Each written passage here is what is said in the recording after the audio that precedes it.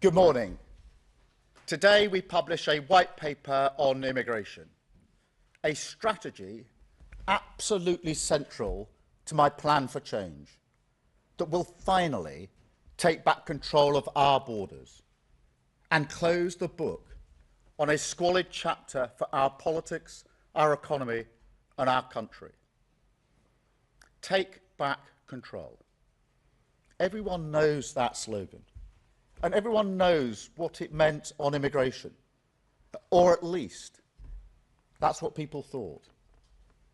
Because what followed from the previous government, starting with the people who used that slogan, was the complete opposite. Between 2019 and 2023, even as they were going round our country, telling people with a straight face that they would get immigration down, net migration quadrupled until in 2023 it reached nearly 1 million. That's about the population of Birmingham, our second largest city. That's not control, it's chaos. And look, they must answer for themselves. But I don't think that you can do something like that by accident. It was a choice made even as they told you, told the country, they were doing the opposite. A one-nation experiment in open borders, conducted on a country that voted for control. Well, no more. Today, this Labour government is shutting down the lab. The experiment is over. We will deliver what you've asked for time and again, and we will take back control of our borders. And let me tell you why. Because I know, on a day like today, people who like politics will try to make this all about politics, about this or that strategy, targeting these voters, responding to that party. No. I'm doing this because it is right, because it is fair, and because it is what I believe in. Let me put it this way. Nations depend on rules, fair rules. Sometimes they're written down, often they're not. But either way, they give shape to our values, guide us towards our rights, of course, but also our responsibilities, the obligations we owe to each other. Now, in a diverse nation like ours, and I celebrate that, these rules become even more important. Without them, we risk becoming an island of strangers, not a nation that walks forward together. So when you have an immigration system that seems almost designed to permit abuse, that encourages some businesses to bring in lower paid workers rather than invest in our young people, or simply one that is sold by politicians to the British people on an entirely false premise, then you're not championing growth, you're not championing justice, or however else people defend the status quo.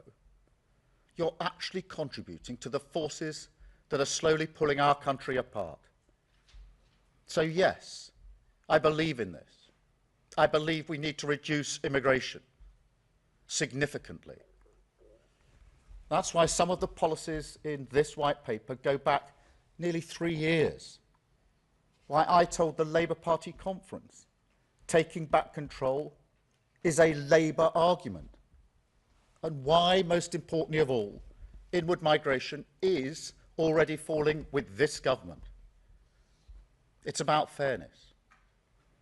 And look, I mean, migration is part of Britain's national story. We talked last week about the great rebuilding of this country after the war. Migrants were part of that, and they make a massive contribution today. And you will never hear me denigrate that. But when people come to our country, they should also commit to integration, to learning our language. And our system should actively distinguish between those that do and those that don't. I think that's fair. Equally, Britain must compete for the best talent in the world, in science, in technology, in healthcare. You can't simply pull up a drawbridge, let nobody in, and think that's an economy that would work. That would hurt the pay packets of working people without question. But at the same time, we do have to ask why parts of our economy seem almost addicted to importing cheap labour, rather than investing in the skills of people who are here and want a good job in their community. Sectors like engineering, where visas have rocketed while apprenticeships have plummeted. Is that fair to Britain? Is that fair to young people, weighing up their future to miss out on those apprentices? To see colleges in their community almost entirely dedicated to one-year courses for overseas students? No, I don't think that it is. And truth be told, I don't think anybody does. Yet that is the Britain this broken system has created.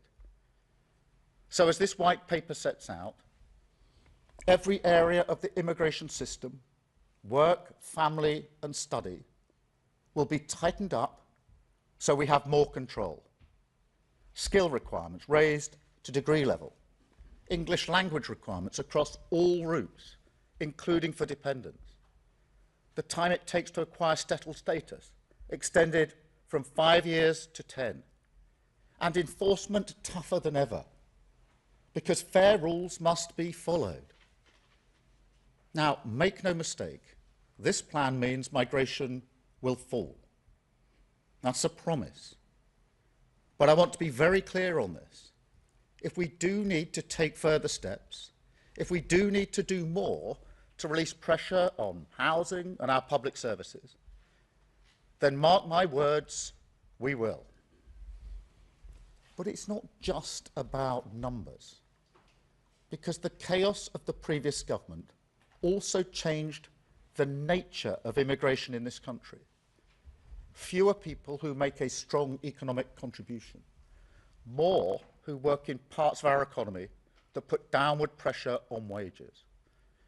So perhaps the biggest shift in this white paper is that we will finally honour what take back control meant and begin to choose who comes here, so that migration works for our national interest. You know, this is where the whole debate is skewed, as if some people think controlling immigration is reining in a sort of natural freedom, rather than the basic and reasonable responsibility of government to make choices that work for a nation's economy. And for years, this seems to have muddled our thinking. But let me be clear, it ends now. We will create a migration system that is controlled, selective, and fair. A clean break with the past that links access to visas directly to investment in homegrown skills, so that if a business wants to bring people in from abroad, they must first invest in Britain, but also so settlement becomes a privilege that is earned, not a right. Easier if you make a contribution, if you work, pay in, and help rebuild our country. Now, some people may even be against that, but I think for the vast majority of people in this country, that is what they have long wanted to see. An immigration system that is fair, that works for our national interest, and that restores common sense and control to our borders. That is what this white paper will deliver. Lower net migration, higher skills, backing British workers. The start of repairing our social contract, which the chaos and cynicism of the last government did so much to undermine. Thank you. I will now take a number of questions from the media. I've got a hopefully accurate list here, starting with Chris Mason, BBC. Thank you. Chris. Thank you, Prime Minister. Chris Mason, BBC News. Let's be clear, are you promising today that net migration will fall every year between now and the next election, come what may? Well, I'm promising it will fall significantly, and I do want to get it down by the end of this Parliament significantly. That is what this plan is intended to achieve, the complete opposite of what you saw in the last 4 years. It is frankly incredible that net migration quadrupled in 4 short years to nearly 1 million. This white paper, these plans bring it back into control, make sure it's controlled, that is selective, that we decide who comes to this country, and that it is fair. And that's what we will do, significant reduction in immigration. And as I've indicated, if it becomes necessary to take further measures, then that's what we will do. Thank you. Robert, ITV. Robert Peston, ITV. Prime Minister, you know that countries that want to grow are in a global race for top talent. Your #1 priority is growth. Haven't you shot yourself in the foot by insisting that those who want to be citizens now have to live here twice as long as those who want to be American citizens? And if I may, we've just heard that there will be a 90-day massive reduction in the tariffs that China and America are imposing on each other. Are you relieved that at least temporarily they've laid down their economic arms? Well, let me take both those points, although I'm not encouraging 2 questions each, because we've got to just get through this. On the growth question, I do think this is worth taking some time on, because the theory that higher migration numbers necessarily leads to higher growth has been tested in the last 4 years. So we've had the highest net migration when the last government lost control to nearly 1 million, and stagnant growth. And so that link doesn't hold on that evidence. The second thing is that this white paper is not just a white paper on immigration, it's also a white paper that deals with skills and training. And one of the reasons that we've had stagnant growth, in my view, for years, is because we've underinvested chronically in skills and growth. So by putting skills and growth into the same plan as migration, which is something businesses have been asking for years, you actually answer the growth question as well. And I should say, as a footnote to that, as you heard in the speech and you'll see in the white paper, in relation to high talent, where we want the very best into the country, we will have routes to get that talent into this country. And I think there's real potential for us to do so in the current environment, and we intend to do so. On the question of the China tariffs, I just saw something flash up in the room back there. I'm not across the complete detail. I'm very pleased, obviously, that we struck our trade deal with the US last week, which will be measured in very many thousands of jobs and billions of pounds into our economy. Thank you, Robert. Sam from Sky. Sam. Sam Coates, Sky News. Prime Minister, just to pick up on growth and migration, one of the reasons that we've had a laxer migration policy for years is because of basically the Treasury view. Successive chancellors, their fiscal rules, and the way that that interacts with the official forecasts means it's always been an easy win to have more growth by having more people in the country. What's your message today to the Treasury, to the OBR, and are you doing anything to actually change the way that they work and look at all this stuff and calculate the cost-benefit analysis of growth and migration? Yeah, well, thank you, Sam. Just succinctly, and then adding to the answer I just gave. Firstly, the pure theory, if you like, that simply higher migration numbers necessarily leads to higher growth, I think has been tested in the last 4 years. We quadrupled in actually a very short period of time.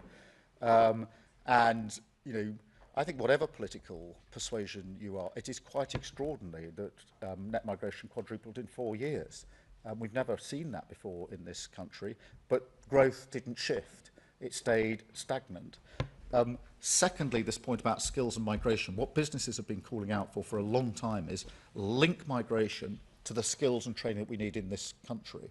In the past, governments have done sort of knee-jerk reductions without making that link. We're making that link in this paper, which is really important in terms of where we go with the economy, because I do think it's underinvestment in those areas that's caused a lot of the problem.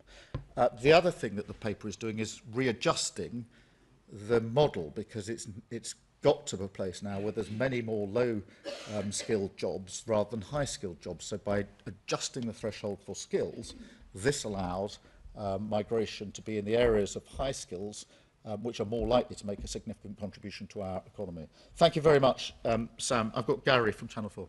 Thank you very much, Prime Minister. Have you been on a bit of a journey yourself on this? Did you used to believe that higher immigration led to higher growth? Would Keir Starmer a few years ago have talked about an island of strangers? Are you one of the people who now thinks that Article 8 of the ECHR is actually a problem and not something that's just exaggerated by other people? Well, Gary, thank you very much. I invite you to dig out my conference speech at Labour Party conference. I know you remember them all.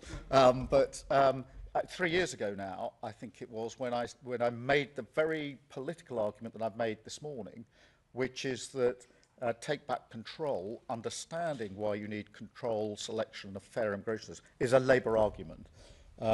And once you've dug out that transcript, there's then the speech I made to the CBI, I think about 3 years ago, making the same argument in relation to business, saying too many businesses, in my view, are too dependent on migration rather than training and skilling up people in this country. And that was, I was signalling to the CBI then that would change under a Labour government. So there's a core consistency through here.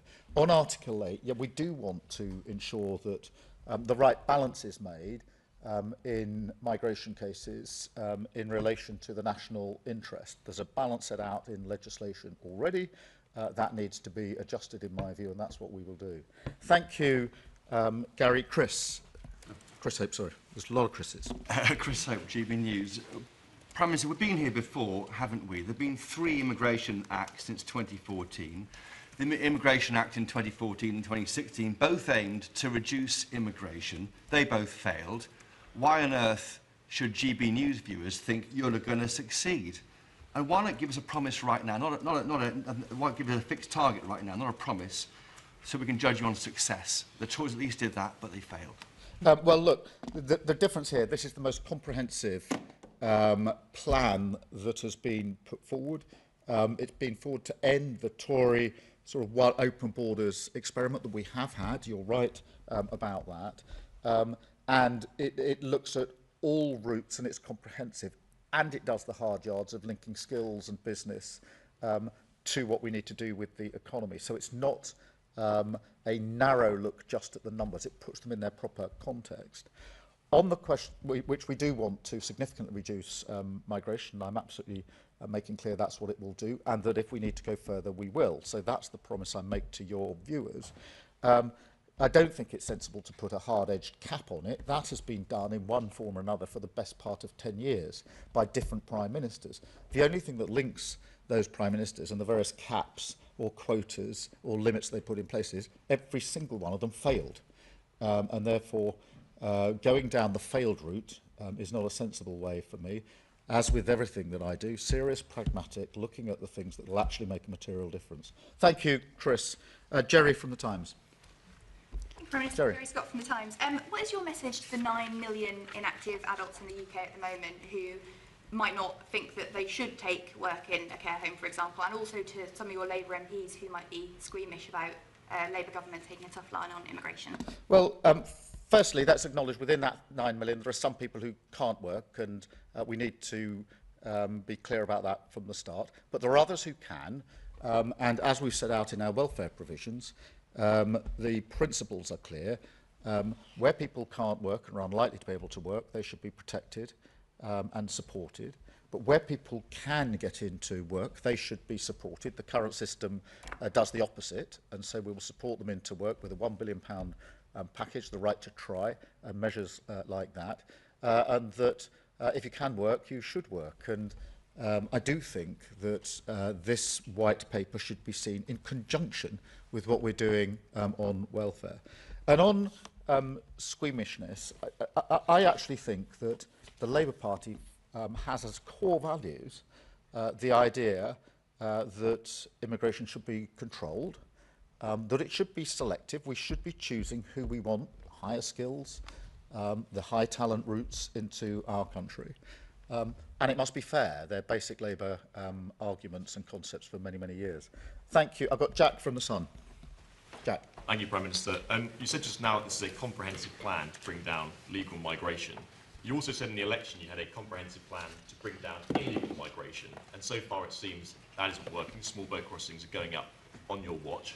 So why should voters think that your plan to bring down illegal migration will fare any better, especially given that you're considering an EU youth mobility scheme, which could actually increase it? Well, let's tackle that head on, because nobody should be getting in a small boat to cross over the channel and illegally entering this country.